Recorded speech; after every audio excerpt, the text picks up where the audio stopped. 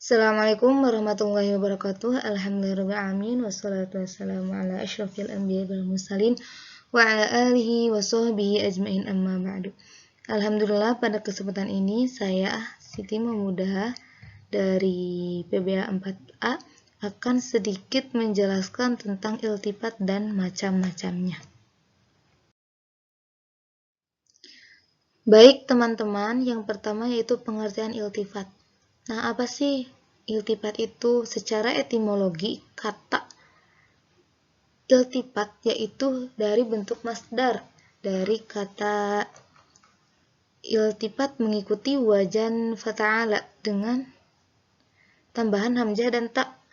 Kata dasarnya lafata yang memiliki arti asorpu yaitu perubahan. Sedangkan secara terminologi, menurut kitab Jauharul Maknun, iltifat merupakan pemindahan ibarat atau ungkapan dari sebagian jalan yang ketiga, mutakallim, mukhatab, dan goib ke jalan lainnya, seperti perpindahan dari bentuk mutakallim ke bentuk goib atau mukhatab atau khitab ataupun sebaliknya.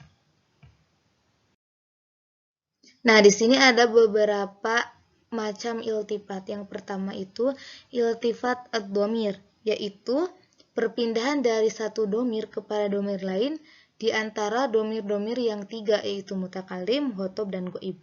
Dengan catatan bahwa dhamir baru itu kembali kepada dhamir yang sudah ada dalam materi yang sama.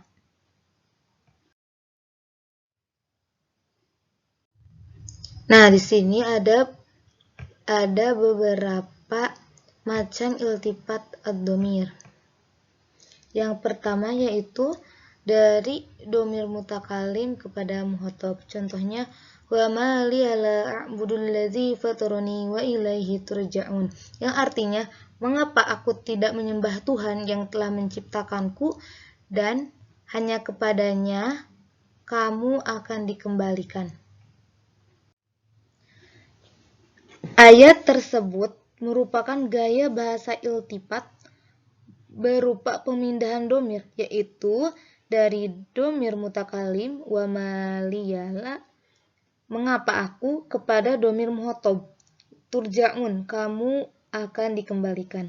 Dan ternyata dhamir baru itu, dhamir mukhatab pada turja'un, kembali kepada dhamir yang sudah dalam materi yang sama, yaitu dhamir mutakallim pada wa maliyala.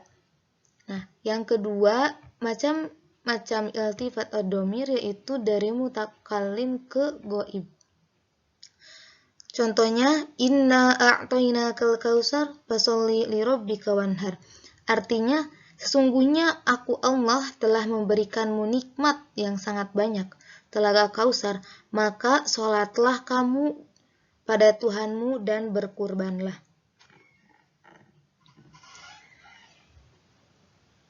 Dari bentuk mutakallim ana berpindah kepada goib, yaitu fasholli lirabbika, yang asalnya fasholli lana, sholatlah padaku. Nah, jadi dari mutakallim ana kepada goib, fasholli lirabbika.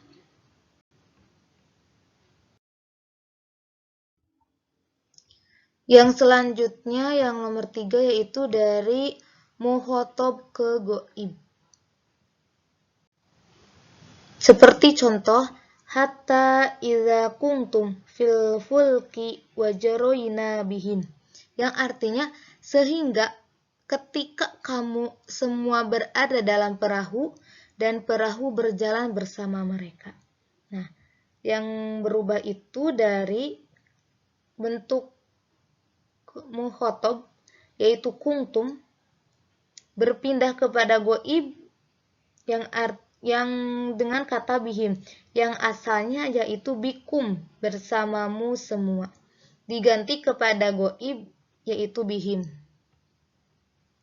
Yang selanjutnya yaitu dari goib ke mukhatab. Maliki yaumiddin iyyaka na'budu, yang artinya Allah yang merajai hari pembalasan, hanya kepadamu aku menyembah. Nah, di sini lafadz Maliki Yaumiddin merupakan bentuk goib. Lalu pindah ke bentuk khitab atau mukhatab, yaitu iyyaka. Seperti itu ya teman-teman. Nah, yang terakhir yaitu dari goib ke mutakalim. Yang contohnya, Wallahu alladzi arsalar riyaha fatusiru sahaban fasuknahu. Nah, yang artinya Allah yang telah meniupkan angin, lalu angin itu menerjang mendung, lalu aku Allah menggiringnya. Nah, lafadz Allah merupakan bentuk goib, berpindah ke bentuk mutakalim, yaitu fasuknahu.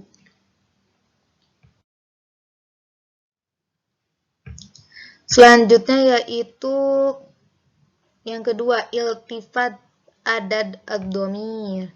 Ada beberapa. Yang pertama dari mutakalim mufrad kepada mutakalim al-ghair atau jamak. Yang kedua yaitu dari mutakalim al-ghair jamak kepada mutakalim mufrad.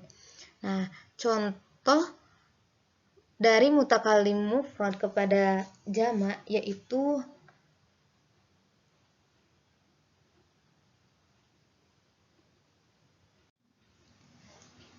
apa hasibal ladzina kafaru ayyattahidu ibadi min duni awliya inna a'tadna jahannama lil kafirina nujula.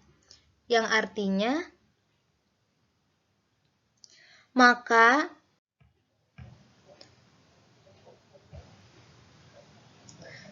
apakah orang-orang kafir bahwa mereka dapat mengambil hamba-hambamu menjadi penolong selain aku?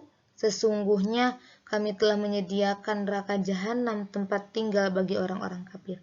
Nah, yang kedua contoh dari mutakalim jamak kepada mufrad yaitu qulna habitu minha jami'a fa imma ya'tiyannakum minni huda. Yang artinya, kami berfirman, turunlah kamu semua dari surga itu, kemudian jika datang petunjukku kepadamu. Nah, ayat tersebut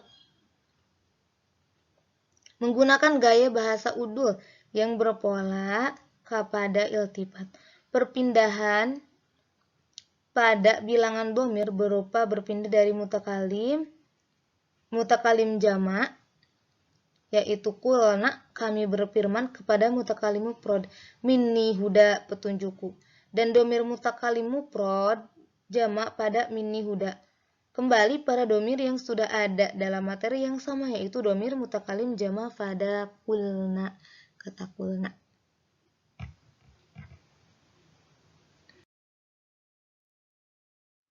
Nah, teman-teman, untuk yang ketiga dari iltifat adad ad-dhamir yaitu dari tasniah ke jamak. Contohnya, hadani khosmani tasomu fi rabbihim, yang artinya inilah dua golongan mukmin dan golongan kafir yang bertengkar, mereka saling bertengkar mengenai Tuhan mereka. Nah, pada ayat ini Allah Subhanahu wa taala mengisahkan dua golongan mukmin dan golongan kafir. Diredaksikan dengan bentuk dua, yaitu hisomani, yang bertengkar, tapi kata kerja yang menyertainya berbentuk banyak atau jamak. Jadi dari tasnya ke jamak. Ihtasomu, walaupun yang bertengkar dua golongan, tetapi pelakunya banyak. Karena kata golongan itu sendiri menunjukkan banyak. Jadi menggunakan kata kerjanya menggunakan bentuk jamak. Nah, untuk iltifat yang ketiga yaitu iltifat anwa al-jumlah. Nah, pengertian iltifat anwa al-jumlah yaitu perpindahan dari satu jumlah atau kalimat kepada jumlah lain di antara macam-macam jumlah yang ada. Macam-macam jumlah iltifat anwa al-jumlah yaitu dari jumlah fi'liyah ke jumlah ismiyah. Contohnya, wa ma kafaru Sulaiman walakinna syayatini kafaru.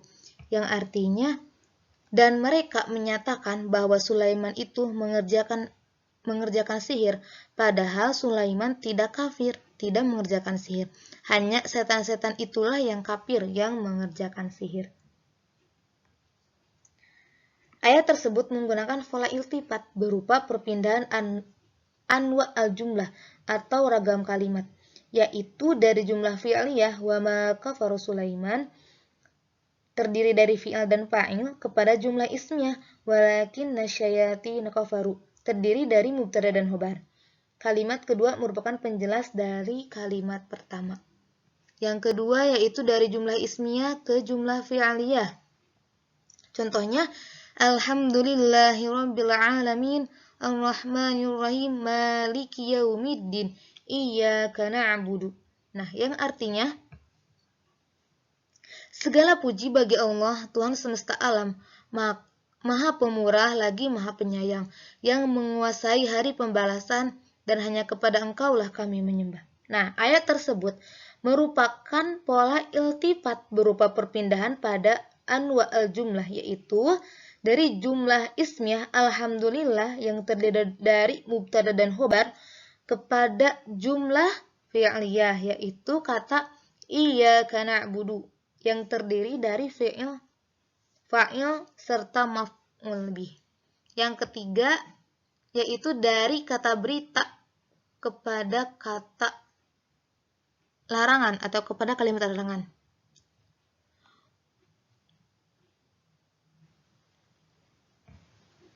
Walikulli wijhatun huwa muwalliha fastabiqul khairat. Itu ya teman-teman contohnya. Yang artinya, dan bagi tiap-tiap umat ada kiblatnya tersendiri yang ia menghadap kepadanya, maka berlomba-lombalah dalam berbuat kebaikan. Nah, teman-teman, untuk selanjutnya yaitu iltifat al-mu'jam. Yang contohnya, al-yawma akmaltu lakum dinukum wa atmamtu alaikum ni'mati. Ya, artinya pada hari ini telah kusempurnakan untukmu agamamu dan telah kusempurnakan padamu nikmatku. Yang terakhir yaitu iltifat asyagi. Nazzala 'alaikal kitab wa anjalat Taurata wal Injil. Artinya, dia menurunkan Alkitab Al-Quran kepadamu dan menurunkan Taurat dan Injil. Nah, inilah semua macam-macam iltifat dari awal sampai akhir ya, teman-teman.